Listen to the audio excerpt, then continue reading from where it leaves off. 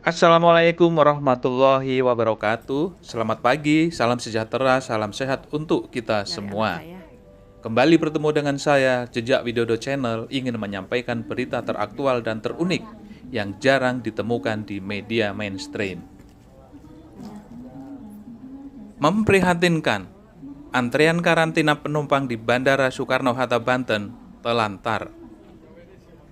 Ya Allah, udah pada tertutup. Viral di media sosial, sebuah video yang menunjukkan antrian panjang masyarakat yang baru saja datang dari luar negeri. Manusia. Sebagian besar mereka adalah para tenaga kerja wanita. Dalam video itu, warga mengeluhkan lamanya pelayanan pihak bandara. Mereka harus menunggu hingga berjam-jam untuk mendapatkan tempat karantina. Bahkan ada yang berhari-hari.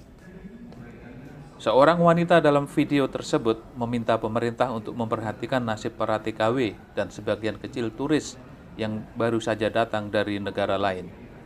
Ia berharap pemerintah seharusnya profesional dalam menangani karantina. Bayangkan saja, hanya ada 2 orang petugas yang harus melayani sekitar 4.000 orang penumpang. Di antara mereka ada anak-anak. Sedih banget ngeliatnya. Mereka tidur seadanya di lantai bandara. Aman nih. Masyarakat betul-betul tersiksa. Bagaimana mau sehat kalau caranya begini, Pelayanan di kata wanita itu. Indonesia. Malu sama orang bule.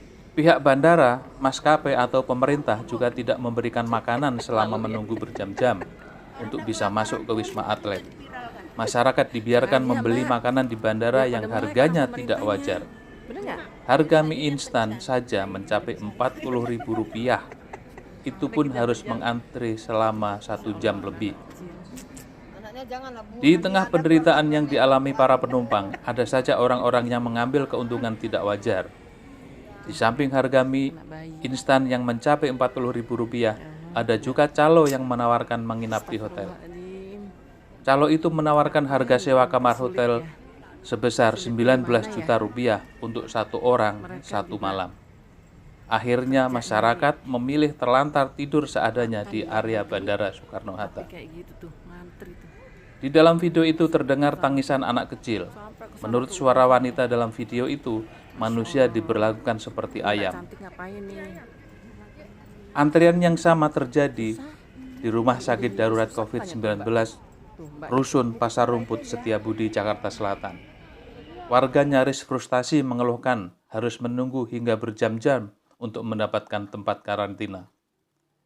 Kabid Humas Polda Metro Jaya, Kombes Polisi Indra Zulpan mengatakan, antrian panjang masyarakat yang hendak menjalani karantina usai kembali dari luar negeri itu telah ditangani oleh pihak terkait.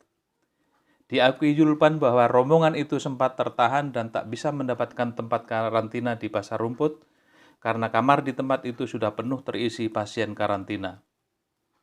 Fasilitas karantina di Pasar Rumput itu mampu menampung hingga 5.500 orang. Tapi saat ini seluruh bed sudah terisi sehingga rombongan warga tersebut tidak tertampung.